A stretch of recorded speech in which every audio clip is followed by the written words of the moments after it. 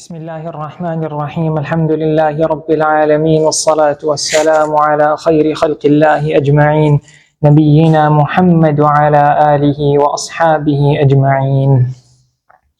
So last time we finished the Masaa'il connected to suhoor, and tonight inshallah we'll discuss the Masaa'il connected to Iftaar and the Masaa'il connected to Salatul Taraweeh inshallah.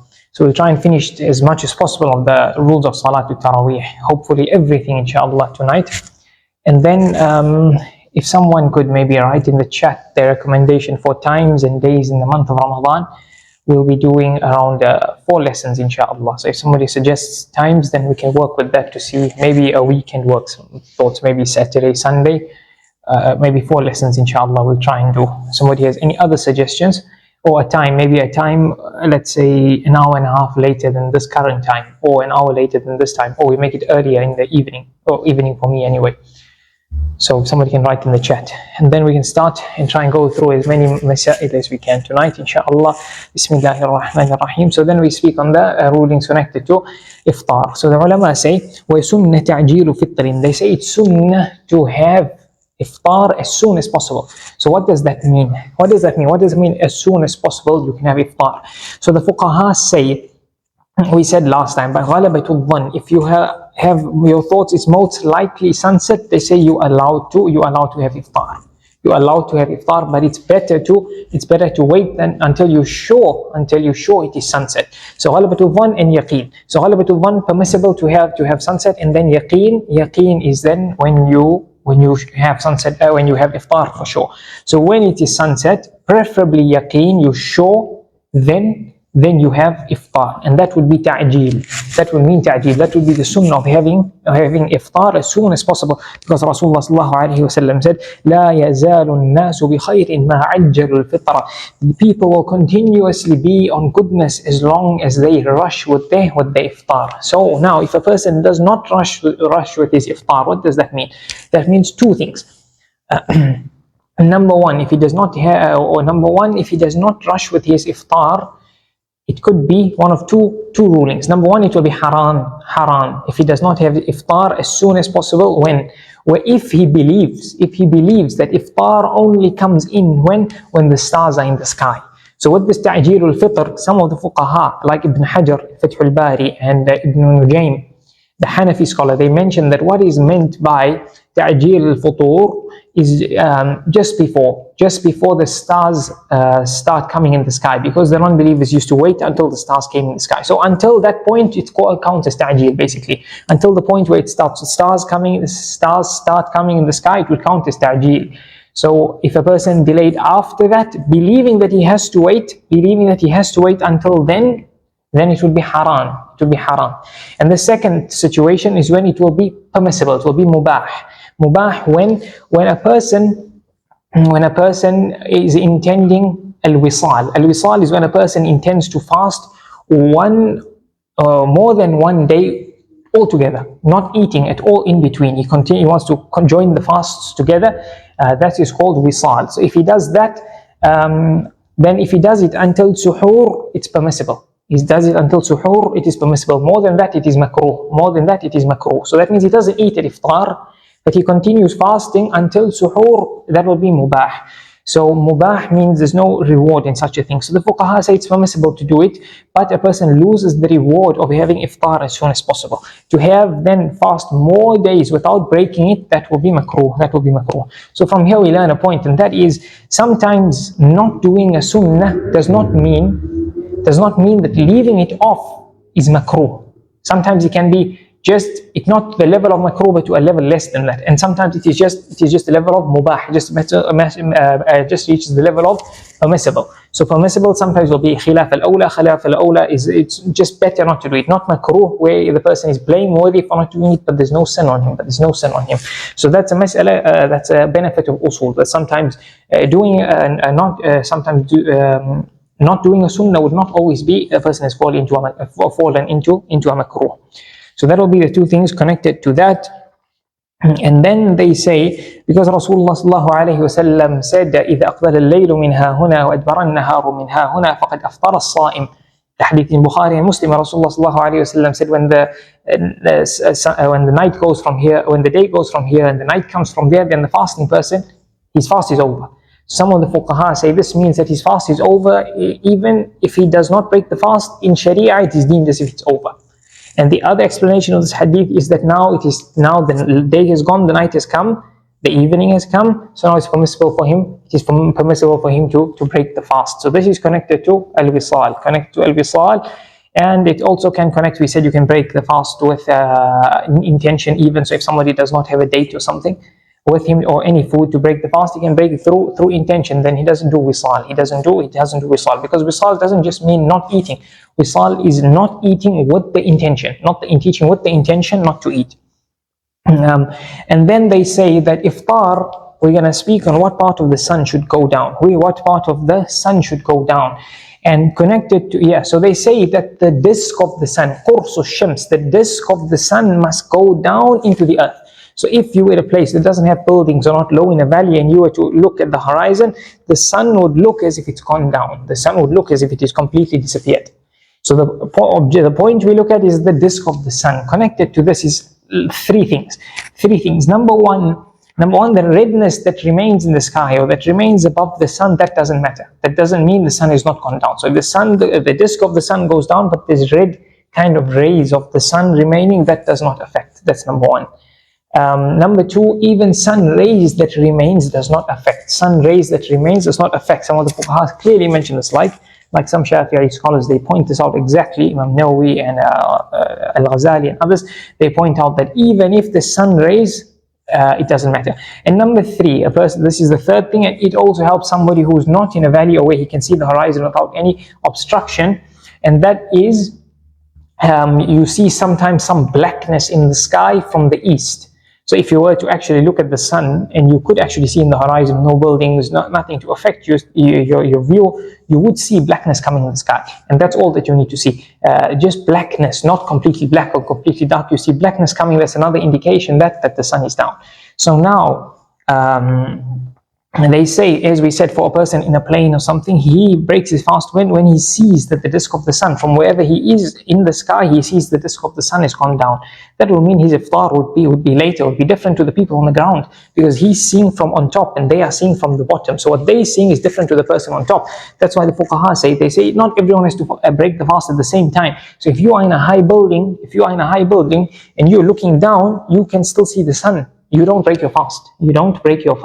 But the person who is down on the ground, he thinks the sun is down. He sees nothing. But the person on top, he can still see bits of the sun, the disk that hasn't gone down. So his iftar would be a couple of minutes later, and that is actually a fact. If you were to look at it from on top, you'd still see bits of the sun. So your iftar, if you are in a high building or plane or something like that, would be a bit later. Okay, that's for a person who is in a place where he can see the sun. Now, you cannot see the sun because of you living in cities or whatever situation may be. You don't even know what to look of the sun. You don't know the rules, etc. In this case, they say for a person in buildings and things like that, they say he can deduce that iftar has come if the sun rays is now faded away from the tops of the buildings or the top of the mountains. The sun rays is now, it's gone. So in that case, that will indicate the sun has gone down. And then connected to this is the accuracy of Salah timetables. So most of us work with Salah timetables. And we say with regards to Salah timetables that if the timetable is sent out by reliable ulama, then we work with it. If the people of the country or the town, the masjid, has sent it out and they work with it, that means on the dot, when the Maghrib comes in on the timetable, the adhan is given, a person breaks his fast, and the ulama work with this, and this is the action that they do, then we work with that. Because that's what they do. And there's no issues further than that. There's no reason to start causing doubts in people for their ibadah if this is what the ulama of the place and the people are on doing this action.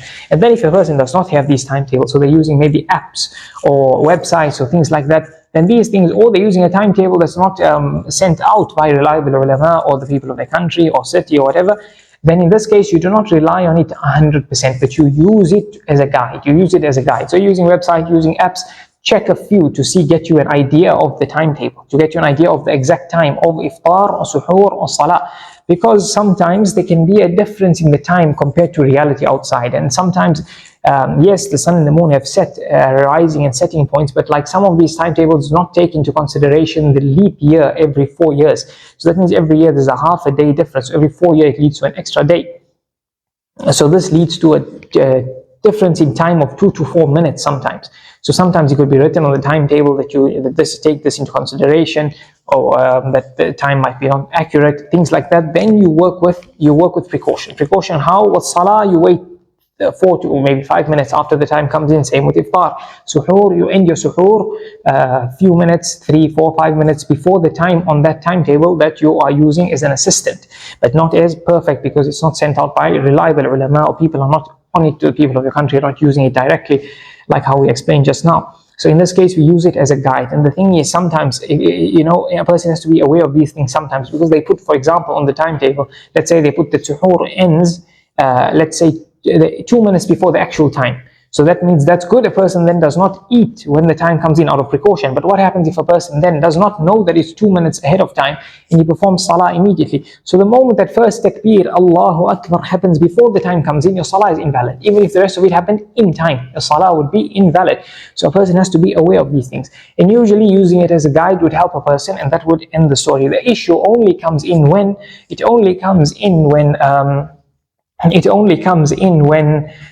a person has suhoor a bit late, or has iftar a bit earlier, or has begun salah a bit earlier, or sometimes a bit later even.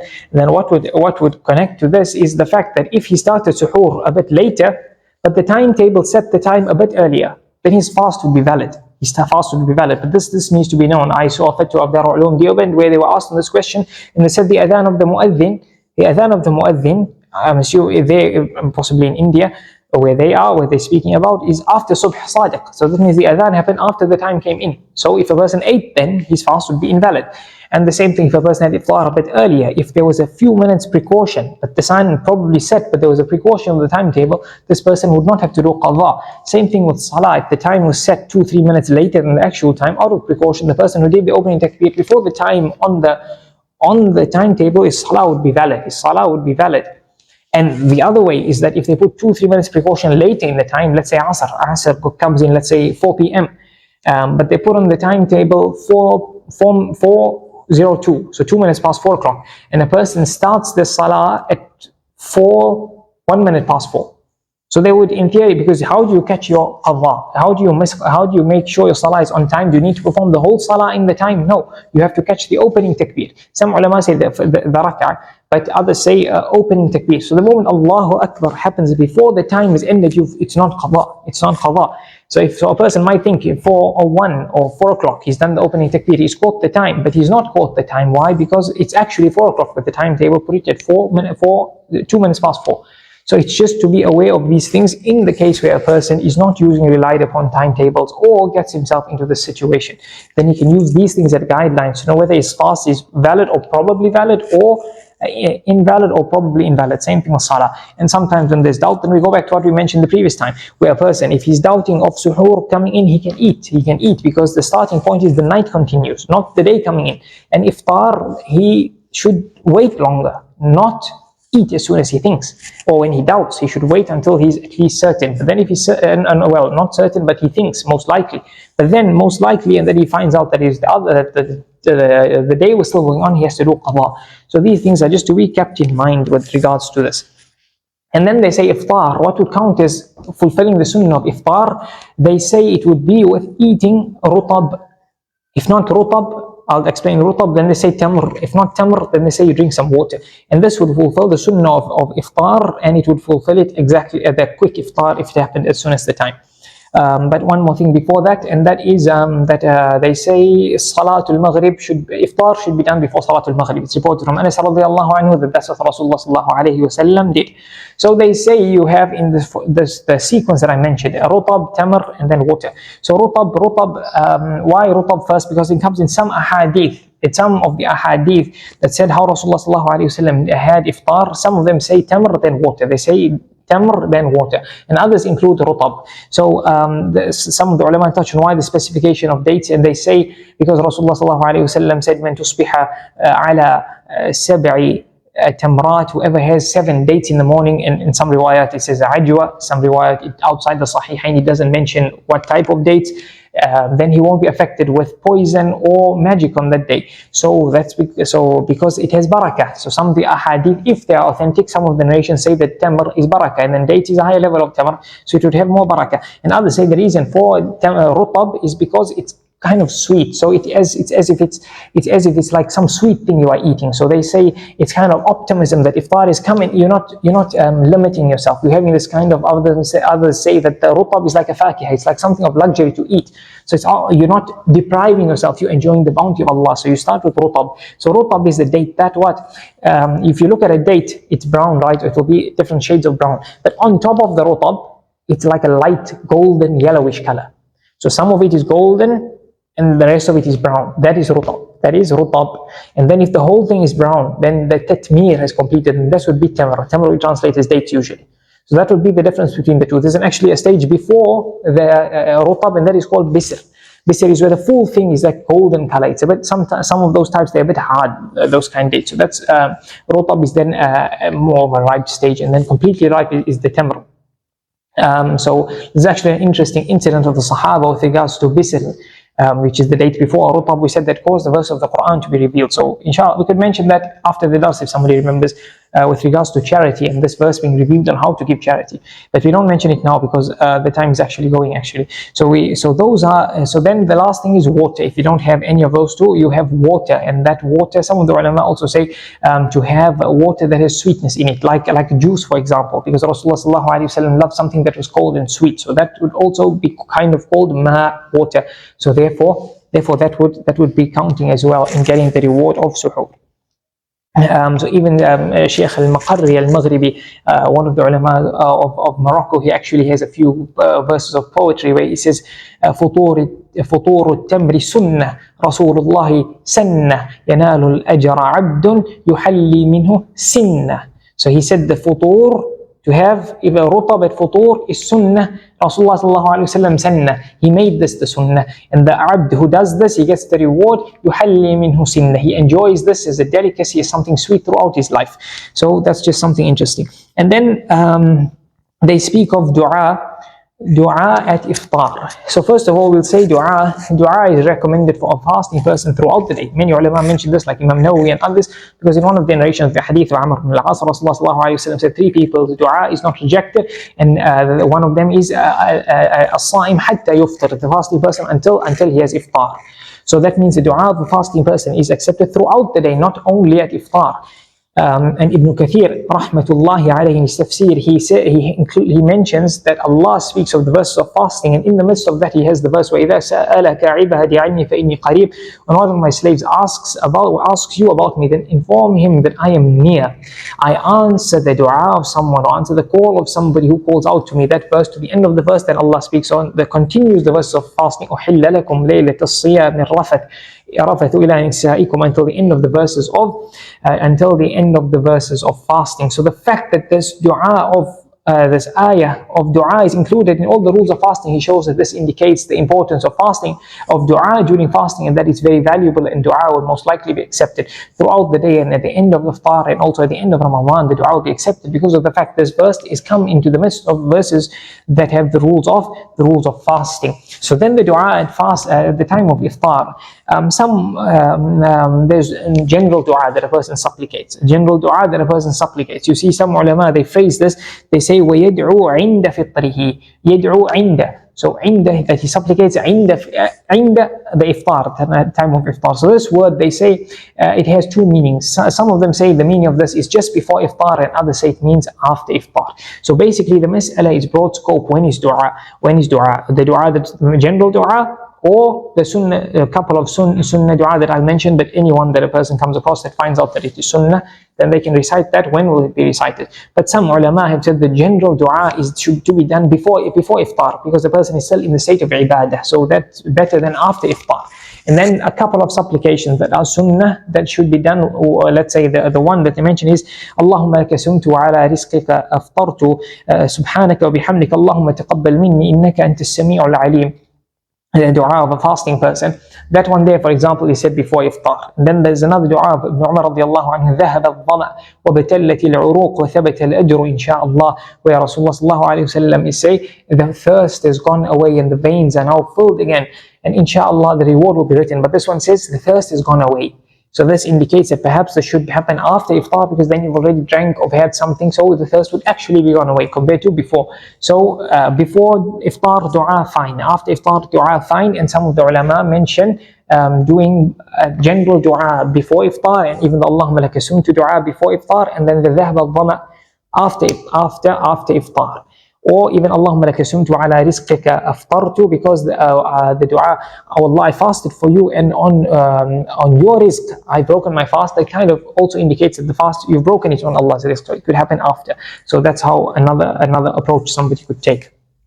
And then connected to this, وَعَلَى رِزْقِكَ أَفْطَرْتُ. Oh yes, this dua, some ulama say it's only done in the summer, because ذهب الظمأ. So the dua of ذهب الظمأ, the thirst has gone away. So they connect it more to summer, because that's where thirst is going to be more likely in. But other ulama say that actually it's for all times of the year, anytime you fast, because thirst is there whether it's summer or whether it is winter. And then Rasulullah sallallahu alayhi wasallam said, "Man fattara sa'iman falahu mithlu ajrihi min ghayri an yanqusa min ajrihi shay'un." Whoever feeds a fasting person will get the reward of the fasting person without the person who fasts losing any amount of his reward.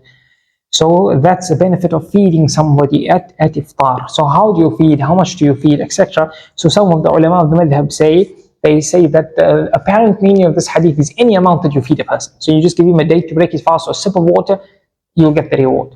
And others, because some of the narrations from Salman al-Farisi radiallahu anhu and others say indicate to feed him more. So that's why, like Shaykh Taqiyuddin ibn Taymiyyah rahmatullahi alayh, he says that you feed the person until he's full. So that will give the person complete reward for making a fasting person break his fast. The complete virtues, you feed him until he's full. And there's a third opinion that I found, is that other ulama say you feed the person not until he's full, but until his hunger goes away, and that is connected to your wealth capacity. So if you can feed more, you feed more. If you can feed until this amount, done. If you can feed less, then you'll still get the reward if you can afford to feed less. So those are the three opinions connected to how much to feed a fasting person. And with that, I think we've covered most of the masaa'il that I wanted to mention with regards to breaking the fast. So now inshallah we can begin the chapter of Salatul Taraweeh and qiyaamul layl. So inshallah here there's a few masaa'il to mention, and it's we're going to mention masaa'il of fiqh. So we're not going to touch on too many like virtues of Taraweeh and things like that, but to start off, because there's a couple interesting things I can mention here, and that is the virtue of qiyaamul layl. Let me just...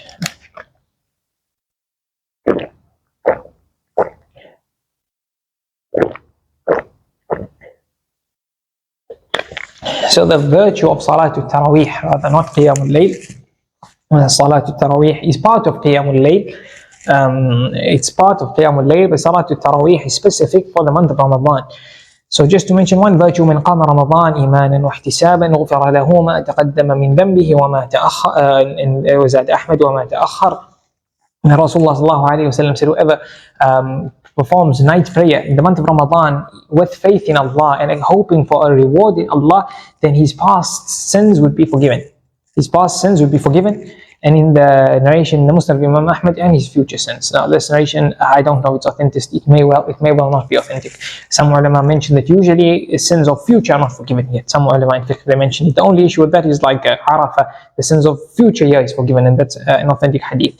But let's touch on two things connected to this, forgiving of sins. So the sins that get forgiven, is it minor or is it major sins? So most ulama say it is minor sins, because there's some ahadith that mention the virtue of sins being forgiven, and then Rasulullah sallallahu alayhi wa sallam said, مَجْتَنَبَ الْكَبَائِرِ. As long as he's not done any major sins, then his sins will be forgiven. So that indicates that as long as he's not done any major sins, yes, this indicates the major sins would not be forgiven with these kind of virtues. Major sins need tawbah. They need tawbah. But some ulama say minor and major. Some ulama say minor and major, and that is from a person's good thoughts of Allah and hoping in the mercy of Allah, thinking that my minor and major sins would be forgiven because of the vast mercy of Allah. And Allah, Rasulullah sallallahu alayhi wa sallam said that Allah says, I am to my slave how my slave thinks of me and expects me to be. Or I am as the good thoughts of my slave of me. So that's connected to that. And then another interesting mas'ala, the question would come up, for example, Rasulullah sallallahu alayhi wa sallam said that minor sins get forgiven from wudu to wudu, or fasting from Arafah or Ashura, or the Friday to Friday, Jumu'ah to Jumu'ah, minor sins get forgiven. So like, is there a need to repeat some of these ibadat? The sins get forgiven anyway. Or if the sins keep getting forgiven, then what is there left to forgive anyway? If you performed wudu and all your minor sins fell off, then the next wudu you might have not committed any sins. So is there anything getting forgiven? So some touch on this from a couple of angles, and they say that a person's ibadah, a person always falls short a bit. So therefore, the Rasulullah sallallahu alayhi wa sallam said of a person who prays Salah, sometimes he gets a 10th of it, a 9th, 8th, 7th, sometimes nothing. Fasting person, he fasts and he gets nothing, especially when we said last time, like backbiting and things like those sins that cause the reward of a fast to go less. So he could get nothing from his ibadah. So therefore, every time he does the ibadah that washes out sins, then his sins would be forgiven, helping him every time to completely wash off his sins.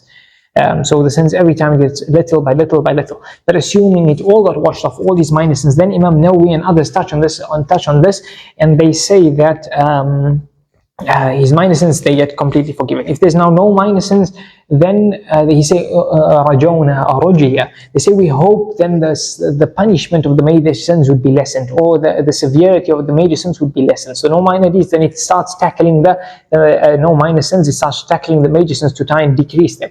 And if there's no major sins, or they've done the job of the major sins, then we hope there will be reward for a person. We hope there will be now not only to be the reward of the action, but extra reward in place of the wiping off, the expiation of the sins. And then with regards to that narration of the Muslim Imam Ahmad wa ma ta'akhar, actions that he done in the future, maybe this case it might not apply, but let's say Arafah, Rasulullah sallallahu alayhi wa sallam said he gets the sins forgiven for the past year and the future year. So let's touch on it now. We could have touched on it when we speak on the virtues of fasting in Arafah in Sawm al-Tatawwu' and Nafil fast, but let's touch on it now anyway, since it's connected to this. And that is, some ulama have mentioned that it means that yes, your minor sins that you commit in the following year would be forgiven because of your fasting of Arafah, or your qiyaamul layl, for example, or your Taraweeh in Ramadhaan. And others say you'd be protected from sins in the following year that need kafara to expiate and to wipe out those sins. So it would mean that Allah will protect you from committing sins that need kafara to wipe those sins out in the upcoming year. So that is some of the things connected to that. So now they say Taraweeh Sunnah mu'akkada. They say Taraweeh is an emphasized Sunnah mu'akkada. So most of the time leaving out Sunnah mu'akkada would be makruh. So left out for no reason would be makruh. And some ulama do not say Sunnah mu'akkada, they just say Sunnah. And from the Hanafi madhab, they say it's sunnah that would be sunnah kifaya. If done in the masjid, then the sunnah would be counted. If a few people did it in the masjid, it would count as the sunnah being done. And then they say سميت بذلك لأنهم يصلون 4 ركعات ويتروحون ساعة أي يستريحون. And then the reason for Taraweeh being named Taraweeh, the ulama mention a few things. Number one, comes from the word istirah, or the word istirah is deduced from Taraweeh, but most of the Taraweeh from istiraha, and that is because they used to istiraha to rest. So after every 4 rak'at, it is sunnah to just sit for a few moments before getting up for the next 4 rak'at. So that's from the word Taraweeh. How they say it comes from murawaha. Murawaha means to repeat something over and over, and every time repeating 2 rak'at. So that's where the term Taraweeh would come from. So then the ulama say that Taraweeh is 20 rak'at. How many rak'at? They say 20 rak'at. 20 rak'at is the opinion of the hanbali madhab. It is the sunnah would be 20 in the hanbali madhab. The relied upon position of the hanbali, relied upon of Shafi'i, relied upon of Hanafi as well would be 20 rak'at. The Maliki madhab say 36 rak'at would be the sunnah. So that means 20 in most of the madhahib. And one of the reasons, let's say one of the evidence, a few of the evidence they mention, well, first of all, before the evidence of 20 rak'at Taraweeh, they mentioned Taraweeh was done by Rasulullah sallallahu alayhi wa sallam, either himself, that he prayed with the Sahaba 4 or 5 nights, then the next night, whether it was the 5th or the 4th or the 6th, different of narrations mention different things, then he didn't come out to pray with the Sahaba, but in those few nights he did it himself. Number one. Number two, there's a hadith in Abu Dawood which is weak because of a narrator, Muslim ibn Khalid, in the narration where Rasulullah sallallahu alayhi wa sallam from Abu Hurairah Jabir radiallahu anhu, Rasulullah sallallahu alayhi wa sallam entered the mosque and he saw people praying in groups, or he saw some of them praying together as a group. So he said, what are they doing? So he was told, these are people who do not know how to recite the Qur'an or have not memorized the Qur'an.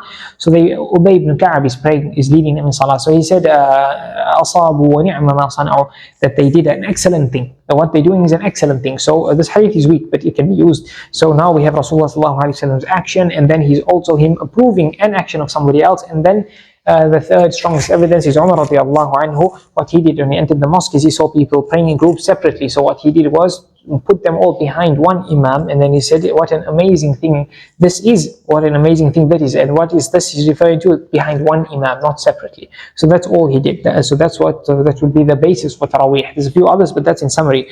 And then for 20 rak'at, now Umar radiallahu anhu, there's a few narrations. One narration is in Bayhaqi, and from Abu Bakr Abdul Aziz al-Shafi'i, Ibn Abbas radiallahu anhu narrates Rasulullah sallallahu alayhi wa sallam performed 20 rak'at. Now this hadith might be weak, but that's something that mentions Rasulullah sallallahu alayhi wa sallam performing 20 rak'at. Most likely not authentic, but that's something to start with. Then for Umar radiallahu anhu, there's a few narrations from Yazid ibn Ruman radiallahu anhu, that he said that in the time of Umar radiallahu anhu, people used to perform 23 rak'at. And then there's narrations from As-Sa'ib ibn Yazid radiallahu anhu, that the people used to pray in the time of Umar radiallahu anhu. Here there's a few narrations that have been narrated from him. So some narrations say 11 rak'at. That means 8 Taraweeh, 3 witr. And other narrations say he used to pray 20 rak'ats. That's referring to Taraweeh. Both these narrations are authenticated by a number of ulama like Ibn Hajar, Al-Nawawi, Al-Zayla'i, Ibn Taymiyyah, rahmatullahi alayhi. Al-Zayla'i is from the Hanafi madhab, etc. So then they authenticate both. So some ulama mention that they connect these ahadith. And this is going to be a synopsis of the amount of rak'at of Taraweeh. And that is, they say that many ulama say there's no specific number for Taraweeh. Imam Shafi'i rahmatullahi alayhi, even he said, so Bayhaqi mentions in his Sunan, that he said that there's no specific amount that they cannot increase or decrease, but if they were to increase the qira'ah, longer standing time, then this is more beloved to me. And if they were to increase the raka'at, more ruku' and sujood, then this is also something good. So in summary, many of the ulama who authenticate this hadith and they try to join the meaning of these ahadith, they say that in the beginning of when Umar radiallahu anhu joined the people and behind one imam, then the recitation was very long. Some of those who prayed behind the imam Ubay ibn Ka'ab or Tamim al-Dari radiallahu anhuma, they used to say we used to stand so long, we used to get so tired, we used to rest on like pillars or stick or an asa, like a stick to rest on, because of the length of the salah. So some ulama say that at this time, because of long standing, then they did 11. And then it became difficult, so they increased the rak'at and made the standing less. So the rak'at increased until 20, based on those narrations. But to do more than 8 permissible. Because of these many narrations and many narrations from the Sahaba of the Tabi'een. In Medina, you have narrations of 40 rak'at. You have 36, 39, 41. Around there, you have narrations. So more than 8 or more than 11 permissible. 20 is what many of them prefer. But to go more than that is also permissible. The hanbali madhab say that there's no problem to increase more than 20. Abdullah, the son of Imam Ahmad, says, I saw my father praying of night, praying in Ramadan. So many, I couldn't even count how many rak'at. And then the hanbali madhab and others as well say that you do not go less than 20. So they say to get the sunnah of Taraweeh specifically, you've got to go to 20. So therefore, if you prayed less in jama'ah or something, you complete at home. That would be to get the 20.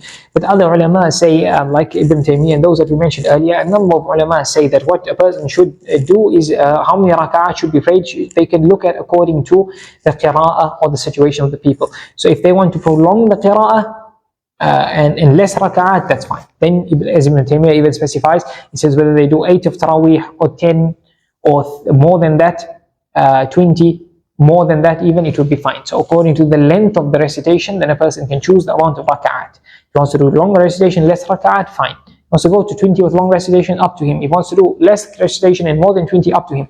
If he does more than 20 with long recitation, up to him as well. That will all be fine. And the mas'ala is actually quite broad scope, the mas'ala of the amount of rakaat of Taraweeh. And Rasulullah عليه وسلم praying 8, the ulama mention it in different situations, because it's praying 11, that's more connected to witr or qiyaamul, layl in general, and Taraweeh is a specific type of salah. But also, okay, if it's 11, then he prayed 11. Umar radiallahu anhu joined the people on 11. Then in the narration, some of them are authentic that it was more than that by Umar radiallahu anhu himself, or in his time himself, that it was more than 11. It was more than 11, so that's fine. Or it was more than 8, so that's fine. And some ulama say, why 20? Because in the hanbali madhab, the sunnah mu'akkada salah, they 10 rak'ah, 2 before fajr, 2 before dhuhr, 2 after dhuhr, 2 after maghrib, and 2 after isha. So that would equal 10. So now for Taraweeh, because in Ramadan you do more ibadah and should try and do more ibadah, that sunnah of the day is doubled at night. So you do 20 rak'at. And then they say تفعل ركعتين. They say Taraweeh is performed 2 rak'ah by 2 rak'ah. So many ulama, all the madhahib, they say it's done 2 rak'ah by 2 rak'ah by 2 rak'ah. So not 4. Qiyamul layl in general can be done for.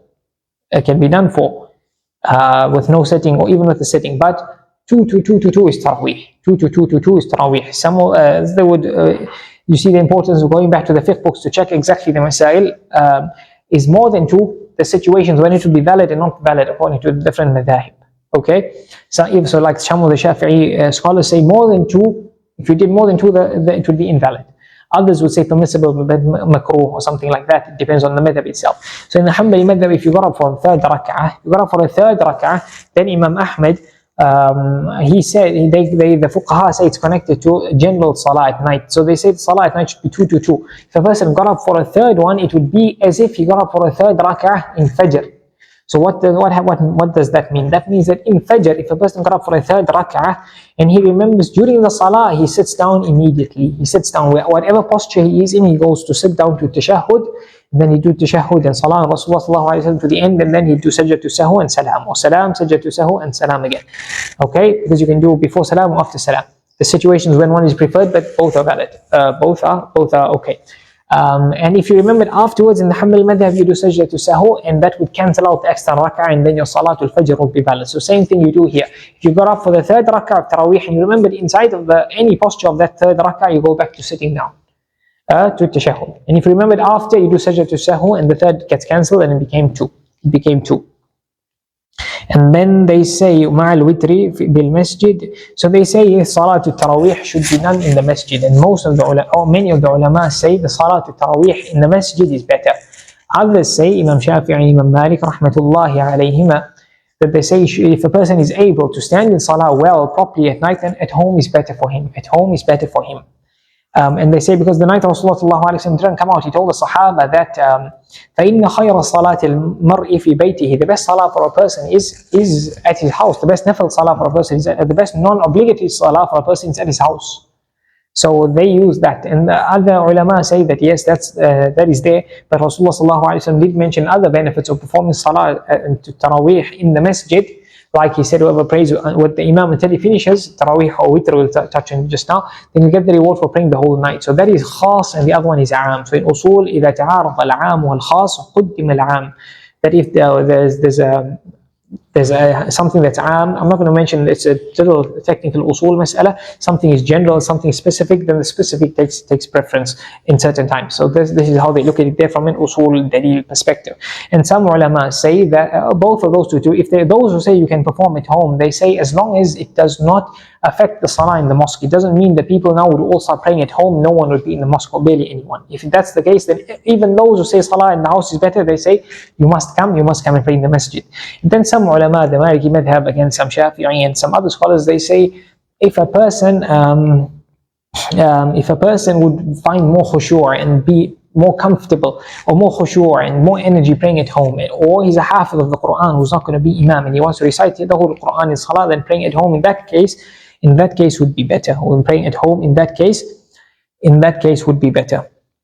And then they say أول الليل بعد العشاء والأفضل سنتها. So they say the best time for Salah to Taraweeh is at the beginning of the night. They say the best time for Salah to Taraweeh is at the beginning of the night. Imam Ahmad said سنة الناس أحب إلي, that this is what I prefer people do because it's the way people have done it always. Even in the time of Umar radiallahu anhu, they were praying at the beginning of the night. But he did say that التي ينامون عنها خير من التي يقومون فيها, that what they sleeping, what the period of time they are sleeping is better for them than the time they are performing salah in.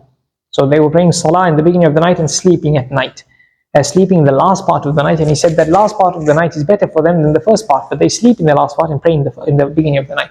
So the ulama mention a few things connected to this, and that is best for a person if you were to perform salah to tarawih in the masjid and then have tahajjud late at night. That would be the best thing. And if he misses salah to tarawih in the mosque, then he goes to perform his salah at home. And he's performing salah at home, he does his tarawih. It would be best for him to do it at the end of the night, in the last tahajjud. And then they say, or it would apply to a person who if one of the situations of salah at home is better, if he does not be able to pray in the first part of the night and last, then the last night would be better. Some other ulama take it literally, and they say that because Umar radiallahu anhu said that the better part of the night is at the end of the night, so therefore best time for tarawih is the end of the night. And others say that Umar radiallahu anhu, he actually walked into the mosque and saw them, and then he said that he was not praying with them. So they say, some of them say because he used to pray later in jama'ah at a later time with another jama'ah. And others say, what does that mean is that what Umar radiallahu anhu meant is that it would be better for them to prolong the salah so long that they continue until the last part of the night. So then they would not be sleeping, they would be praying at a portion of that part of the night, so the tarawih should be so long. So that's connected to that. أول بعد العشاء والأفضل وسنتها. So they say the time for tarawih is after Salatul Isha, and they also say preferably after the Sunnah of Isha, So that gives us a few things. That means Salatul Tarawih before Isha would be invalid. So if a person performs Salatul Isha and then Tarawih, and then he realized, hold on, he performed Isha without wudu, or his Isha is invalid for some other reason, he has to repeat Isha but also Tarawih. He also has to repeat Tarawih. And they also say it's preferable for Salatul Isha to happen after the 2 rak'ah of Sunnah after the Salah, after the Isha Salah. So that would teach us a couple of things. And number one, they say it's better to do so. So they also say if there's a long period after the Sunnah Salah and Salatul Tarawih, that would not be a problem. But they say it's better to be after the Sunnah Salah. That would mean that if it's done before the Sunnah Salah, it would be valid. It's not preferable. It's not preferable, it should be done after the Sunnah Salah. That takes us to another mas'ala, and that is if a person enters the mosque and he either joins the Imam for Taraweeh or he prays the Sunnah Salah alone. And then joins, in this case, he prays the Sunnah alone, because the Sunnah of Isha is, according to some ulama, more important than Salatul Taraweeh. It's more emphasized than Salatul Taraweeh. Therefore, a person does what? A person performs the Sunnah alone wherever he is, and then he comes and joins the Salatul Taraweeh. And another mas'ala it leads us to, and that is if a person has performed the Isha and he wants to read the Sunnah and the Taraweeh has started, can he go into Taraweeh with the intention of 2 rak'ah of Sunnah?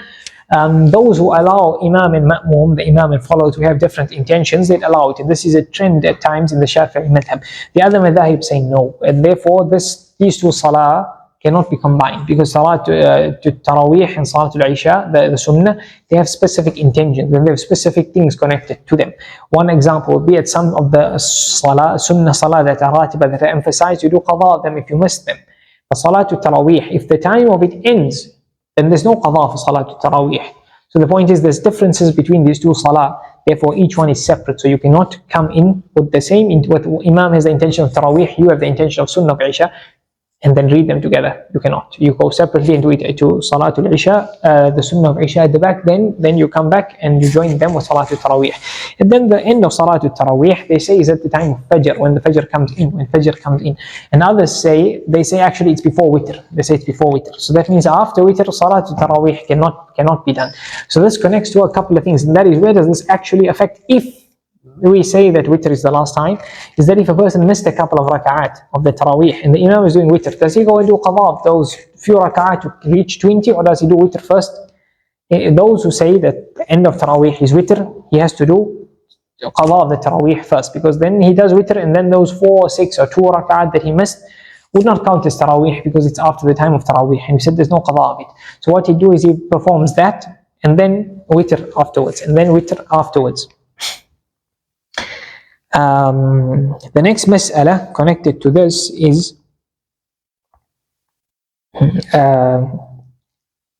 these rakaat, every 4 rakaat when you're resting. So then the ulama are saying this time, they say وَلَا يَدْعُوا فِيهَا بِهَذَا الْإِسْتِرَاحَةِ. They say the person should, they say no supplication should take place. So they phrase it like that. But it seems to me from other phrases from some of the fuqaha, they say وَلَا يَنصَرِفْ وَيَدْعُوا. So they say that he doesn't turn around and pray. So that indicates supplicate dua. So that indicates that it is referring to the imam. So it's indicating that kind of, it means that there are no dua in congregation should take place between every 4 rak'at. But they say وَلَا بَأْسْ بِدُعَى بَعْدَ Taraweeh.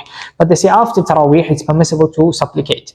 So I'm not sure if that means alone or together. In this mas'ala, I would assume it may well mean together, because if I'm remembering correctly, the hanbali madhab, they specify that dua together in jama'ah after the farad salah is something recommended. So it may well be that they mean the same thing here, but I did not find something conclusive on that. But dua after Taraweeh then would be something that would not be a problem to do. And then they speak of no qada. What about dividing the Taraweeh? What about dividing the Taraweeh in the first part of the night and then later at night? That means you do the first, like in the Haram, the last 10 days, they do the first part of the Taraweeh, either 20 rak'at and then later 10 or 13 with the witr, or they divide it 10 and then later they come and pray another 10 or 4, 6 or however. Before the witr done right at the end, that is permissible. Sa'id bin Jubair rahmatullahi alayhi, he did this as well. Him and other of the Salaf, they perform Taraweeh and then they would go back and rest or eat or whatever and come back later and pray again. And especially in the last 10 nights, this was Sa'id bin Jubair used to do in the last 10 nights, then so it would be recommended to do that. It would not be a problem to do that, to increase the night prayer and to prolong the night prayer, because you're praying at beginning and at night. Okay, then the next mas'ala, they speak on وَيُوتْرَ they speak now of witr for somebody who has tahajjud salah. Witr for a person who has tahajjud salah. So now here there's a few things connected to this. Let's first speak about the best times of night of tahajjud salah. Okay, this is actually connected to tahajjud salah, which is general night prayer. But we'll include it now just for benefit. But if we do a discussion on the night prayer, then we can mention more details. But just connected to this, let's speak on the best times of night prayer. So this connects to who? The person who is going to perform Taraweeh with Jama'ah and then late at night. Or he's praying in his house. Does he do when is the best part of the night for him to pray? Or he's missed the Salah in the Jama'ah in the mosque and he's doing it later. So then what would be the ruling here? Or what would be the best part of the nights here?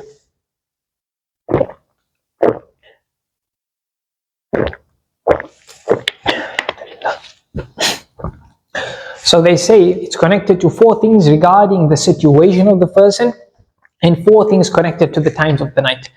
So they say the best salah at night is salah that comes before and after sleep.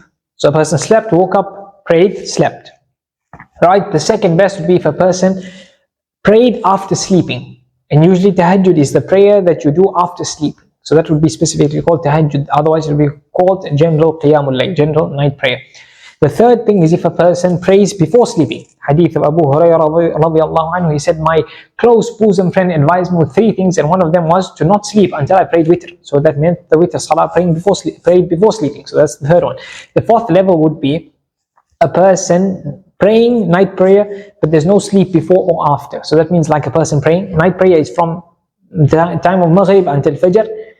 So that means between Maghrib and Isha would count as qiyaamul layl, or just after Isha and a person is going to sleep much later, that would be salah that not preceded by sleep, and there would be no sleep after. So that's connected to those things, and they say the reasons for that is there are a couple of reasons. That is, if a person woke up after sleeping, yet alone if he woke up disturbed his sleep to pray and then went back to sleep, or woke up after sleeping, that shows his closeness to Allah and his love for Allah and his ikhlas, because he woke up, he broke his sleep just for salah. Okay, and they also say that a person when he wakes up after sleep, then his brain is more clear. There's nothing that's bothering him. There's no thoughts in his mind. He can just focus on his qiyaamul layl. So that's with regards to the best 4 categories of salah at night with regards to the situation of a person. Then the best times for qiyaamul layl. So they also divide it into 4. So let's divide the night into 2 divisions, and then we'll just indicate which one. So divide the night into half. So that means sunset to Fajr coming in, count the hours, divide it into half. And the other division will categorize it into dividing the night into sixths. So you divide the night into 6 sixths. Okay? So they say, so the night is going to be in sixths. Let's touch on that one first. They say the best time of the night to pray would be the 5th sixth. The best time of the night for Qiyamul Layl will be the 5th sixth. The second best would be the 6th sixth. Because that's the time where there's a specific hour when dua is accepted, and when Allah Azza wa Jal comes down to the first heaven. It's in that specific time. Then the third level of best time to pray would be in the 4th sixth. So if we divided the night into 6 and we did 3, that would mean equal half the night.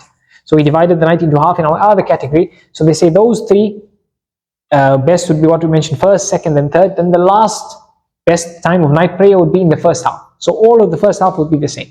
But in the second half, the 5th, 6th, and 4th, 6th would be better. So if a person were to pray at night, then this is how he should analyze what would be best to do. What would be best to do. If he wants to do the complete best, he does it as we explained there. So now for a person who wants to read Tahajjud, or he wants to read Tahajjud, or he wants to read more Qiyamul Layl, after he performs Salah with the Imam, or alone, and he's done the witr. He's done the witr. So some ulama, or he has not done the witr. Let's say he has not done the witr. So the ulama of the madhab, some ulama in the madhab, many of them say that if a person has tahajjud, then he should leave after the 20 rak'at and not do witr with the imam. So that he can do what? So that he can do witr at the end of the night, because Rasulullah said, make the witr the last salah of your night. So if you can then complete your tarawee, and then later on, after you've done with all your qiyaamul layl, then you do witr, then you do that. And they say the hadith of Rasulullah, whoever prays qiyaamul layl or tarawee with the imam until he's finished, then he'll get the reward of praying the whole night. They say this group of ulama say it refers to tarawee only tarawee. Group B says it refers to until the end of witr, until the imam completely finishes. So in this case, what do you do if you want to read witr with the imam? If you want to read witr with the imam, but then they say you read witr with the imam. Then you want to pray later at night, they say don't break your witr, meaning don't read another 1 rak'ah to make the witr that you read with the imam 1 into 2, and therefore you then read 2 to 2 to 2, and then you read your witr again 3 or 5 or 7 or 1. So they say what? They say in this case you did your witr with the imam, you continue reading 2 to 2 to 2, and you don't repeat witr. And they say Rasulullah said la witrani fil layl, hadith in Tirmidhi, that there shouldn't be 2 salatul witr in one night. So this would mean that a person does not break his witr. Break your witr means, the witr means 1, means something that's not shifr, it's an odd number. So then to make the odd even would be breaking it, naqf al-witr. So they say in this case, this is what he does. But if he still wants to, and they say the hadith la witrani fil layl, okay, we'll touch on the next point. Then other ulama give that if a person still wants to make the witr the last salah of his night, but he wants to do the witr with the imam, based on the fact that hadith I quoted just now means complete salah with the imam until he finished, means includes witr, then they say here he does one of 2 things. And some of them say one of them is better than the other. They say the first one I mentioned is better than the other, and others don't specify. In fact, they mention the second one first in their books of fiqh, in the sequence. So they say if a person has done witr with the imam, then what does he do? And this is what some say is, some mention it first, and others deem this the second best option. Some deem it the second best option. And they say, what does he do here? When the imam makes salam from his witr, this man does not make salam, he goes up, he stands up and he completes another rak'ah. So the imam did 3, he does another rak'ah after the salam with the imam to make it 4. So that means no witr occurred. He goes home, he prays 2 to 2, and then he does witr. So he prayed until the end with the imam, and then he did witrs. And other ulama do not prefer this. They do not prefer this because they say this means different. You basically differing with the imam in his actions, and this should not be done. You shouldn't differ with the imam in his actions. And then the last option is that a person he does witr with the imam, he ends his witr. But then when he starts his prayer late at night, he reads one rak'ah. So basically he breaks his witr. This has been narrated from some of the Sahaba. And then what does he do? He does 2, 2, 2, 2, 2, and then he does witr again. So basically he's not done 2 witrs in one night that would make it odd, he's done 3. So he's done the 3 rak'ah to the imam, or 5 or 7 or 1, and then he's done 1 rak'ah to make that 3 into 4 or 1 into 2 or 5 into 6. So now it's no more witr, it's no more even odd, and then he does witr late at night, so it becomes odd again. So and then the hadith of la witran fil layl, they say that, does this mean also not 3 witr at night? Does that specify 2 means 2? So that means 3 witr at night means 3 rak'ah of odd number, so 1 with the imam making it 3, or 1 or 5, and then 1 yourself to break the odd number that you did earlier, and then 1 at night. So that means 3, and Rasulullah ﷺ said there shouldn't be 2 witrs in the night. So does that mean that 3 plus counts? Some say it like that, some say it like that, and others say no, and most likely that will be correct, that it shouldn't be, it means 2 plus. 2 witrs does not mean you can do 3 or 4 or 5 witrs at night, it means you don't do more. So those are the situations for somebody who wants to perform tahajjud late at night, and his options of not performing witr or performing witr, and then how does he do it later to ensure the witr is the last salah at night for him. And then they speak on a few things. Let's finish what's in the book, then I've got a few interesting masaa'il, 1 or 2 on dua qunut, and then we'll end it inshallah. So then they say it's makruh to have nafil salah in between the tarawee. So especially like after every 4 rak'at, then you're going to rest. So here it's makruh to perform nafil salah. Imam Ahmad said, how can you pray salah and the imam and the imam is right in front of you? So he says you should not be doing this. And then they speak on wala yukrah at-ta'qib. So they speak on the mas'ala of ta'qib, and this is connected to what we said earlier of tarawih, splitting tarawih, but it's connected to it, but it's not the same, because they say that it's they call it ta'qib, and sometimes we call it tahajjud, and they say that it means after tarawih and witr that you pray another salah in jama'ah. So after tarawih and witr you come back later to the mosque or at home in jama'ah and you read salah in jama'ah. So this some ulama say it's after your tarawih and your witr. Others say it's only after tarawih. So you come and pray tarawih again. And others do not say witr. Others do not say it's after witr. So basically the madhab is that it's not makruh. Means it's permissible to do so. Umar radiallahu anhu says, لا ترجعون إلا لخير ترجونه. That you do not return other than for the reason you're expecting some goodness in what you're doing. So to come back later at night to perform salah in jama'ah after witr, permissible. And before witr, also permissible. And that's why the ulama say it's not it's permissible to perform more than 1 tarawih in 1 masjid. Now we're speaking of totally separate congregations. So some came earlier because there's too many people or whatever the reason was, others came later. So in this case what would happen? Permissible. And they would also say, yeah, that would cover that mas'ala. And then they say it's not makruh to have tawaaf during tarawih. And people in Medina, the people in Medina used to say people in Mecca during every 4 rak'at they did tawaaf. So in place of the tawaaf that those people did, they made extra rak'at to get it to 36 and not 20 like the people in Mecca. And then they say it's mustahab for an imam to do 1 khatam in Ramadan. So they say it's better for him not to do less than that, but they also say he shouldn't do more than that unless people want him to do more than that. So they say he should actually look at the situation of the people behind him. If they want more than 1 khatma, he should do more. But he should try and not do less than 1 khatma. They say it's not mustahab to do less than 1 khatma, because the objective of Taraweeh is to hear the Qur'an and to recite the Qur'an and all the benefits in that. So then they say in Taraweeh, they say, okay, a person does the khatam of the Qur'an. Here there's a few before we speak on Masaa'il connected to the khatam of the Qur'an in Taraweeh, they say intention.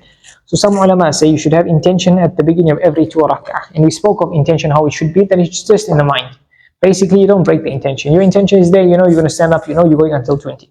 Or until however many. And others say 1 intention at the beginning, you just sit there, it's Taraweeh, you're going to pray Taraweeh, then you do not even, it just counts for the whole thing. So the mas'ala of intention is a simple mas'ala. And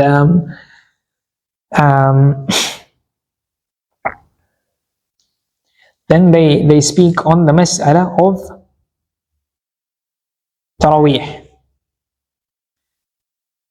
before we do the khatam of the Qur'an, some say it's mustahab to recite Surah Al-Qalam in the first rak'ah of Salatul Taraweeh, because Surah Al-Qalam is the first surah. No, it wasn't, but actually I forgot the reason they mentioned reciting Surah Al-Qalam. But they say it should be recited in the first rak'ah, and then the second rak'ah they start Surah Al-Baqarah. And Ibn Taymiyyah says no, rather you should recite Surah Al-Qalam in Isha Salah, and then you start Baqarah in the Taraweeh Salah. The reason for Surah Al-Qalam, they give a reason. I can't remember it now, unfortunately. And then they speak on, before we go to the Masaa'il connected to the khatam of the Qur'an, two things. Number one is the fuqaha speak on, Sheikh Abdul Nasir, tafaddal. Oh wait, Sheikh, you want to leave it to the end maybe? Unless you don't understand something, then we explain it. But you want to ask now? Is it important?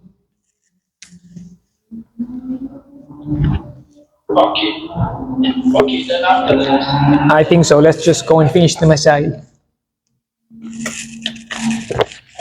Okay, so please put your audio off. Shukran. They speak on recitation of the Qur'an in Ramadan. Should a person recite more Qur'an in Ramadan, so get more quantity done, or can they do less but ponder over the Qur'an? Or should they do less and ponder over the Qur'an more? So in the end they have done not as much reading but more pondering of the Qur'an. Or should they do more to finish more khatma and not do as much or no pondering at all? So the ulama differ on this mas'ala. The hanbali madhab says Qur'an with concentration is better. Qur'an with concentration, slower Qur'an with pondering over the meaning is better. But Ibn al-Qayyim summarizes this mas'ala very well, and he says the ulama have two opinions. And he says that some of the Sahaba like Ibn Abbas radiallahu anhu, Ibn Mas'ud radiallahu anhu, and others say to recite the Qur'an with pondering over it is better than reciting a lot of it. And they say for a few reasons. And they say the Qur'an is revealed to be pondered over. لِيَدَّبَّرُوا آيَاتِهِ. So the verse of the Qur'an can be reflected over. And they say because the people who are deemed Ahlul Qur'an, they are those who know the Qur'an, know the meaning of the Qur'an, and they practice on the Qur'an even if they've not memorized it. And there's some narrations from some of the Salaf that said that the Qur'an أُنزِلَ الْقُرْآنِ لِيُعْمَلَ بِهِ وَلَكِنَّ النَّاسِ اتَّخَذُوا قِرَاءَتَهُ عَمَلًا. That the Qur'an has been revealed so people can practice on it and benefit from it and ponder over it, but people have taken just mere recitation of it as practice, as practicing on it. And then they also say that the best actions is iman, and having high iman, and pondering of the Qur'an leads to high iman. And then other ulama, he said many Shafi'i scholars, but I've not checked, many Shafi'i scholars say that reciting more Qur'an is more beneficial. More Qur'an is more beneficial because of the virtues of reciting more words and getting more reward of the Qur'an. He says that in the end the conclusion would be that a person who recites the Qur'an with concentration would be like somebody who gives charity with 1 or 2 jewels, but they're heavy in weight. So they are very small quantity, but they're so heavy in weight. And the one who recites the Qur'an, more of it without concentration or without pondering over it, would be like somebody who's given many coins or lots of money in charity. So it's many of it but not weighty. It's many and not weighty.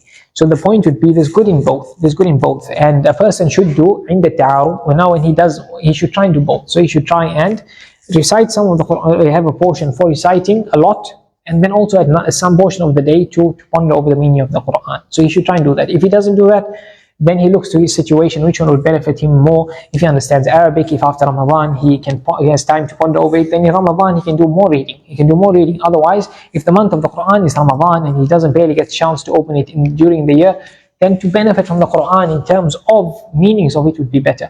After Ibn al-Qayyim quotes that, he quotes a couple of narrations from some of the Sahaba, kind of indicating that the best reading is with pondering. I don't think he specifies that that's better, but he indicates it.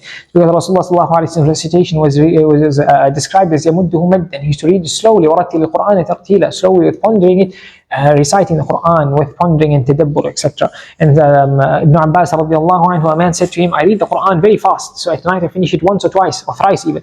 Ibn Abbas said that to read like that, I don't like reading like that. For me to recite one surah with tadabbur is better than reading much more of the Qur'an. إن كان لابد, but if you have no choice, فقرأ قراءة تسمع أذنيك ويعيها قلبك. If you must read so fast, then at least read in a way where your ears can grasp your recitation in your heart, take some benefit of it. Ibn Mas'ud radiallahu anhu said, لا تهد القرآن هذا الدقل وقفوا عند عجائبه وحركوا به قلوبكم ولا يكن هم أحدكم آخر السورة. He said, don't recite the Quran with the speed and the manner of reading poetry, but rather stop at all the amazing things the Quran mentions. Use the Quran to motivate your heart, and let not one of your objectives be the end of the surah, but to enjoy the recitation. And Ibn Mas'ud said, if one of you hears Allah saying, Ya ayyuhalladhina amanu, O you who believe, is addressing you, then pay attention, because this is either going to be a command for you or a prohibition that you should turn away from. So that's with regards to that. So then they speak about khatam al-Qur'an. They speak on khatam al-Qur'an. We're almost done. Let's try and finish these Masaa'il as soon as possible. Okay, so they speak in the khatam al-Qur'an in Taraweeh. Al-Fadl ibn Ziyad asked Imam Ahmad about khatam al-Qur'an in Taraweeh, and he said that if they finish the khatam of the Qur'an in the last rak'ah of Taraweeh, he specifies Taraweeh, where they finish Surah Al-Nas, Imam Ahmad said they do not begin Surah Al-Baqarah again, and the Fuqaha of the Madhab said perhaps because the hadith that indicates so that is not authentic according to Imam Ahmad. So he says after Qul a'udhu bi Rabbin Nas, he says then you raise your hands in dua, you supplicate to Allah, and you prolong the dua, and after Taraweeh you give like a bit of advice afterwards. And some ulama said even if you leave this dua to witr, the qunut, then it would be permissible. So he said you raise your hands and you supplicate in Taraweeh at the khatam of the Qur'an. And then they speak on a person who makes mistakes in the recitation. The imam who's made mistakes in the recitation of the Quran, Imam Ahmad said that a person goes behind the imam, that should try and read the mistakes of the imam from a mushaf or wherever to then get the whole khatma done. And in Mecca they used to have somebody to correct the mistakes of the imam. So obviously you have somebody behind correcting him on the spot, but otherwise you can tell him later what mistakes he made. Then in Mecca what they used to do on the last night of Ramadhaan, of Taraweeh, then the imam used to correct his mistakes before the khatma. So that is what should be done as well. Then there's a mas'ala connected to how to hold your hands in dua, because we say that a person should hold his hands in dua in the khatam of the Qur'an. So we're going to mention this mas'ala. But before we mentioned there's a couple of ways to hold the hands in dua that would be sunnah in salah, right? And one manner that's makruh in salah, and then there's another 3 or 4 outside of salah that would be sunnah as well, on top of the first 2 that are sunnah in salah, they're outside as well. So we're going to mention that as well and maybe conclude on that. A couple of masaa'il connected to dua in qunut, because the dua of qunut happens in Ramadan. These are the last 3-4 things that we mentioned, and the mention of hands in dua, and then we end there inshallah. They say the dua in qunut should not be lengthy. Some of the ulama like Ibn Abdul Barr and others say that they have a principle that whoever leads the people in salah, they should not prolong it. So this includes everything, qiyam, and also the qira'ah in salah, and also qunut. So Imam Ahmad was asked by one of his companions about Ibrahim, saying that the dua should not be longer than Surah Al-Inshiqaq, إِذَا السَّمَاءُ انشَقَّتْ. So he said that it should be a little longer than that. So that indicates that it shouldn't be too long. It should be as long as that. And then they say for this dua, a person can use any dua would count, but best would be what's narrated from Rasulullah sallallahu alaihi wasallam, like Allahumma hadina fi man hadayt. And they also say for the dua, when in jama'ah, you should do a plural pronoun. So I say Allahumma hadina fi man hadayt wa afina, not Allahumma hadini, Allah guide us all, not Allah guide me. And if you're alone, then you can use the singular. You can use the singular, Allahumma hadini fi man hadayt. But Ibn Taymiyyah says even alone you should do the plural, and he has his reason for it. Because he says that it's for your dua for yourself, and it also would then include other Muslims. It will also then include other Muslims. And then for dua, they say that the manner of dua, the words that you use, they say should not be done with i'tida fi dua, meaning going overboard. Ud'u rabbakum tadarru'an wa khufyan innahu la yuhibbul mu'tadin. Call Allah with humility and in secret, and Allah does not love those who go overboard. So going overboard in dua, the ulama mention a few things, among them is 2 things. That is a person focusing on in his dua just the poetry of what he's saying, to get it sounding nice and sounding poetic and sounding beautiful to the ears, but not really focusing on the meaning. That will count as i'tida in dua, and it's one of the means of getting a dua not accepted. And then the second thing in dua is answering Allah for something that's impossible, or something that's haram, or precise little things. One of the Sahaba heard his son asking Allah, "Oh Allah, ask you for a house in Jannah, on this side of Jannah, by this thing in Jannah," little specific things. So he said, don't do that, rather ask Allah to grant you Jannah, to grant you Jannatul Firdaus, because Rasulullah sallallahu alaihi wasallam said, "Ya'ti min ummati aqwamun ya'taduna fi du'a," that people will come in from my ummah where they go overboard in the dua. So the imam should watch out on these things at the dua. And then the dua, then a person should recite Salah Rasulullah in the dua in general, in the qunut, as the beginning, in the middle, in the end, dua, because that's one of the means of acceptance of dua. Then wiping the hands over the face in dua, in qunut, and outside the Salah. Some ulama, the mas'ala, the ahadith are probably not too authentic on this, but together they show there's a basis, and it's been narrated from some of the tabi'in and some of the sahaba to wipe your hands over your face after dua, and therefore the ulama, some say it's mustahab, many say it's mustahab, others say it's not, and the same applies to opinions for in Taraweeh. So if a person were to do it sometimes and not to do it sometimes, that would be fine. If a person were to do it all the time, that would be fine. If a person were not to do it, then it would be fine, but sometimes to do it would be better. And then they say last two masail, and that is to say Ameen. To say Ameen for those behind. Do they say it loudly or do they say it softly? Ulama have differed. Some of them say you do not say it at all, others say you say it silently, and others say you say it loudly. So the Shafi'i and Hanbali, for example, they say you say it loudly. When it's loudly, it doesn't mean yelling, it just means that an audible tone, you say Ameen. And they specify the phrases of dua, not the phrases of praising Allah. So like the Shafi'i scholars specify this. They specify that when you say Allahumma hdina fi man hadayta, Allah guide us like you've guided others, all of that you're asking Allah for something, you say Ameen. And then those that you're not asking Allah, like innaka taqdir wala aqdir, those things that it's not asking Allah, but it's kind of praising Allah. Here they say two things. Imam Nawawi mentions it. They say that either you praise Allah as well, and they say this would be better. So وعافنا فيمن وتولنا فيمن توليت وقنا شر ما قضيت فإنك تقضي ولا يقضى عليك. That's praising Allah. It's not asking Allah. So in this case, either you're saying it silently, فإنك تقضي ولا يقضى عليك, the person behind, or you keep silent. But Imam Nawawi says it's preferable to say after, or to say it as well. And then for Salah and Rasulullah sallallahu alaihi wasallam, it's also a dua. So some ulama include it that you say Ameen to it as well, and others say you say it with the Imam. Two opinions, and also the Shafi'i scholars touch on this as well, and they specify these two things. They specify, some say that it's probably more that it's better to say the Salah Rasulullah sallallahu alaihi wasallam with the Imam, and others say it's also part of dua, so you say Ameen. So that's there. Lastly, with regards to how to hold the hands in Salah, and then we end on that inshaAllah. And that is, the ulama say that the sunnah of holding the hands in dua, they say the following things. And they say at the place where of the body you hold the hands. So they say you hold the hands, some of them say at chest height, others say around shoulders, or higher chest or around shoulders, and others say on your by your face. So if I don't specify or I indicate through showing it this height of the chest or something, most of the time you can do it a little higher to your face or higher than shoulders. So all of it goes.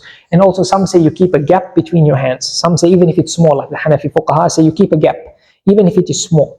Then some indicate even a big gap would be okay. And others say the hands are together. That means the hands are together. There's no gap in between the hands. So whether it's no gap or small gap or a bigger gap or even a larger gap, it will be permissible in most of the ways that I explain. Even if I don't specify it or I demonstrate differently. So the first one they say dua al-mas'ala, it's dua of asking Allah, and that is you hold your hands with the palms of your hands facing the sky. The palm of your hands facing the sky, the back of your palms facing the ground. The back of your palm facing the ground. Some ulama mentioned also for this is that you then lower your head so that you're looking into your palms. So your palms are facing your head because it's lowered, looking at your hands, and is facing the sky. This is one of the sunnah methods of keeping your hands in dua in salah. The second one they mention is to raise your hands so that the palms are facing your face and the back of your hands are facing the qibla. So that means it's like this or like that. So that's the second manner of doing it. It's the second manner in salah that is permissible. Second manner is in salah that is sunnah. So the third manner is to raise just your forefinger, to raise your shahada finger, your forefinger, like how you do it in tashahhud. Either clasp the thumb and the middle finger and the others folded, or all the fingers folded, and your finger points upwards. Ibn Abbas radiallahu anhu said this is ikhlas. So this is done, he says it's done when istighfar or when praising Allah, or like for the khatib, the imam on the mimbar, he raises his finger. Then the second or third last one is that you hold your hands, where the ulama say you hold the back of your hands are facing your face and the palms are facing the qibla. So it's basically like this. The back of your hands are facing your face. And they say this is dua of somebody who needs the help of Allah. Somebody needs dua of somebody fearful. And also dua of a nabi, the person who's like, when he lifts his hands like this, he's kind of throwing the dunya away. And he's focused solely on Allah, and he needs Allah only. So holding your hands like this or like that would be the third or the fourth manner. And then the fifth manner, second last one, is that you hold your hands in a manner where where you raise them so high that the palms are towards the sky, and the back of your hands are towards the floor, kind of towards your face. So you're holding it up like this. You're holding it up with the. So this is also dua of istisqa, is also done like that. So your armpits are kind of showing, but your hands are raised high or above your head. Your palms facing the sky, the back of your hands facing the ground. And this manner is makruh in salah. Because why? Because then you might look up, and looking up in salah is makruh according to all the madahib, except in one instance for benefit, and that is when you burp. And the ulama say here you look up so that your burp goes upwards and doesn't affect those around you. And the last manner of holding your hands in dua is where you hold them, you raise them so high up, that it kind of seems like that the back of your hands are facing the sky and the palms are facing your face. The back of your hands are facing the sky and the palms are facing your face, like this kind of, but it's lifted really high. Rasulullah ﷺ prayed like this in the night of Badr and other situations when you're in total need of Allah and this fear of something. He did that the night of Badr, that his coat that he was wearing fell off because you raise it so high and like this that it falls off. So it's kind of the back of the hands are facing the sky. Some ulama like Ibn Taymiyyah says the back of the hands are not facing the sky, but it's so high raised that it looked like that. And other ulama like the Shafi'i scholars say that when it's a dua, when you want to ask Allah for something, like to get something, then the palm should face the sky. The palm should face the sky. And if you want Allah to remove a difficulty or calamity, then the back of your hands should face the sky. And you mentioned the one like this, where you raise your hands above your head. Others say you raise it to chest height, to face height, but you raise your hand, but the back of your hands are to the sky. So we said just now you raise it chest height, the palms are to the sky, and the back are to the ground. But here you switch it around, you flip it around, that the back of your hands are towards the sky and the palms are towards the ground. So here some Shafi'i scholars says that this means that like you're asking Allah to change the situation. You're asking Allah to change the situation. So that's why you flip your hands out of optimism to Allah to change the difficulty you're in or whatever situation you're in. And I hope I've covered most of Masaa'il of Taraweeh. وصلى الله وسلم وبارك على نبينا محمد وعلى آله وصحبه أجمعين الحمد لله رب العالمين.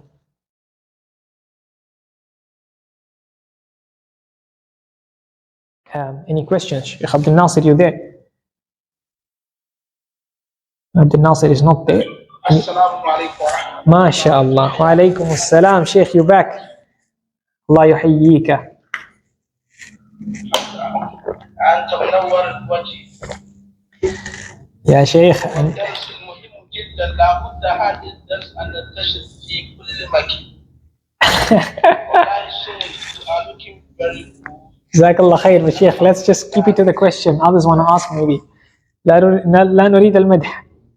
I'll ask my question. But Dr. You are wonderful and two very, very deep with explanation. جزاك الله خير. Sheikh. I am encountering a lot of on what you said. جزاك الله خير Sheikh. Can we not have this kalam and we go into the question? Yeah, you just mentioned about Taraweeh and qiyaamul and Tahajjud. Yeah. Sheikh, you did explain everything to detail. جزاك الله خير. But I just want to know the difference between the Tahajjud and the qiyaamul. And also, are they all the same or not? And then my second question, you also mentioned about the rakaat. نعم. The rakaat that we should do, and you also explain it very deep according to the shuyukh. And here is the case that what do you inform those? Like I have a friend who normally informed me Rasulullah said the shepherd would have to let no sheep. So it's not more than sometimes you find some did 18 or even 13 or even 30 rak'ah. No. Have to go the tarawee. No. And they said they limit to. So can we say that all the addition, as we quoted the hadith, two is two rakat. So what will you inform those who limit that point without adding the rest, and also condemning those who have forming other the rakaat here. And then finally, you also mention about the reading of the Qur'an in the Taraweeh, the essential. And I want to know, in Africa here, majority of those who lead Taraweeh here or Tahajjud to fast, or even if they are fast, if they memorize the Quran, they can be able surely to read the Quran, except for them to open their Quran and look inside their Quran to read them. I realized now when I finished I forgot this mas'ala. Okay, let's touch on your things quickly in summary because I don't want to take the people's time. But in any case, anyone's free to leave. So let me explain. Let's start with question 3. Question 3, I remembered now, I missed the mas'ala of holding a mushaf. So holding a mushaf, holding a copy of the Qur'an in Salah, the ulama mentioned about holding a copy of the Qur'an, a mushaf in Salah. They have different opinions. Some of them say not permissible at all. Some of them say makruh. Some of them differentiate farad and nafil. Some of them say include it permissible in both. So basically, sometimes, like in the Hanafi madhab, it's not permissible. The salah would be invalid for imam and ma'moom if the imam recites what he has not memorized. And then other madhahib have different opinions. But in summary, in conclusion, we say that in the farad salah, a person should not use a mushaf. A person should not use a mushaf unless there's a need. Like what Shafi'i ulama mentioned, they specify this like Surah Al-Fatiha. Because it's a pillar of salah, so if a person then does not know it off by heart, he holds a mushaf, he can, or a copy of the Qur'an, or a cell phone with the Qur'an, and recite it from there. So in farad salah, except if there's a need, then he can do so. Otherwise, he should not. Because there's also movements in the pages or the phone or whatever. Phone is less movements, but mushaf turning pages, etc. Then we say in the nafil salah, it means anything other than the farad salah. Then if a person is on his own, then he can, and he wants to recite more than what is memorized or certain section of the Quran, he's allowed to hold mushaf. He's allowed to hold the mushaf. And for tarawih, or when he's behind the imam. So that applies to a person alone or the imam in front of people in tarawih. So those behind in tarawih would say that if a person is holding a mushaf, he's missing the sunnah of placing his hands on where he's supposed to be below, above the navel. And also the many ulama say it's sunnah to look at the place of sajda. So he's looking in the mushaf, then he's losing those benefits.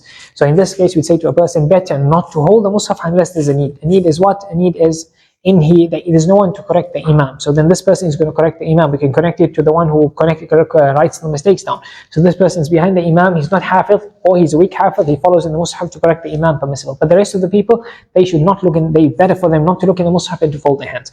Number one. Number two, to your mas'ala, and the question on Taraweeh, the question is the difference between Taraweeh, witr, and Tahajjud. Yes, there's a difference. Qiyaamul layl is more broad. It's broader from the time of Salatul Maghrib and it continues until Fajr comes in. Taraweeh is specific in Ramadan, and witr is the last four part of the night that you read Salatul Witr. So it's different in terms of numbers. Qiyamul layl has no limit in numbers. You can read as many as you like because they start after Maghrib until Fajr. Taraweeh, there's a sunnah amount of Taraweeh that most of the ulama mention. And then witr also, Rasulullah عليه وسلم to read 11, some narrations say 13, and things like that.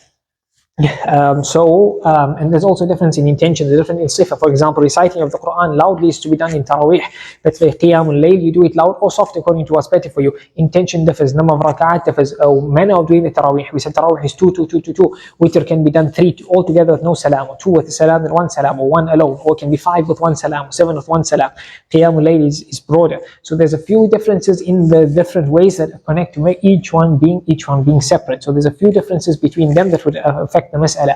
Lastly, Rasulullah sallallahu alayhi wa sallam, that 11 rakaat, if a person wants to do it, but Aisha radiallahu anha says, do not ask me about how long and how beautiful they were. So if a person performed the one juz or however many they're reading, long as Rasulullah sallallahu alayhi wa sallam did, then it's fine. But the reality is that the Sahaba did more. The Sahaba and the Salaf did more than 11 and more than 13. And they did more than 8 or more than 10. So the fact that the Salaf did it, that would indicate that it not be a need that you cannot go more than, it's not that it's haram to go or bid'ah to go more than 11, more than 8, because it's done from majority of the Salaf. They've done more, they've done many rakaat. So that would be there, and to follow them, they would not do bid'ah. So that's a summary of the answer. There could be more to it because of Qiyamul Layl, but inshallah that suffices to not take too much time. Any last questions?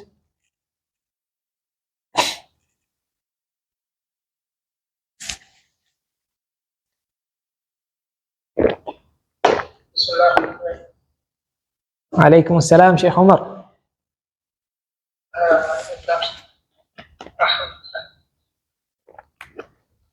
Just two questions which Sheikh Abdul Nasir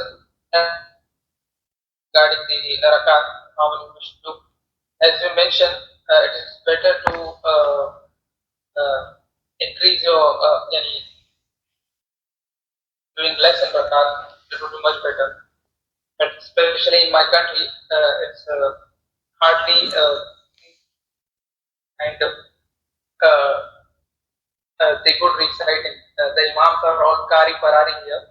So anyway, they just want to complete the Qur'an. The What's the exact question? They read too fast. My question is regarding the Tahajjud. You cannot read the Tahajjud after the witr. What was the ruling you said? I explained earlier like in quite a bit of detail. I don't want to repeat now, but in the middle of the dars, I explained 3 or 4 situations. Maybe you can catch it on the recording for somebody who wants to do witr later, the permissibility of it. I mentioned a good few details. And how does a person who wants to make witr at the end of the night but reads the Tahajjud, what should he do? So you mentioned it earlier. I'll go back to the recording. And the one last question was regarding the dua in Salaah. When we can ask dua in Salaah? In normal Salah, in Taraweeh. The end of the Taraweeh? After the Salam, on every night, or the khatam? Sorry? Every night after the end of Taraweeh, after the witr, or do you mean after 20 rakaat of Taraweeh, or do you mean at the khatam? I mean within the Salah and in ongoing Salah. So your question is ongoing Salah, like what they do in Mecca at the khatam on the last rak'ah, they do dua for like 40 minutes. Yeah. I spoke on that also. Okay, maybe you missed it. Yeah, I forgot to mention the evidence. Imam Ahmad was asked when he said you should make a long dua in Salah, in Taraweeh, in the last rak'ah of witr after Surah An-Nas. The person who asked him said, what's your evidence for this? So he said that I saw the people of Mecca doing it. And I saw Sufyan bin Uyayna as one of the major tabi'in. He said, I saw them doing it. And Al-Azim, one of the other tabi'in, says, I found the people of Basra doing it as well. So the actions of the people of Mecca and Medina is something that the fuqaha use many times. So that's his evidence for this, and his dua in the last rak'ah. Some ulama mention it's been mentioned from Uthman bin Affan radiallahu anhu as well. So that's the evidence for it. The mas'ala, the explanation how to do it, that's near the end of the dars. I explained it, but very fast. But I covered it, inshallah. You catch it in the recording. Perfect. Anything else? Before this class, I used to think if you want to ask so many things to Allah, you put your hand like something left. You want to put your hand like. No, I think that's not correct.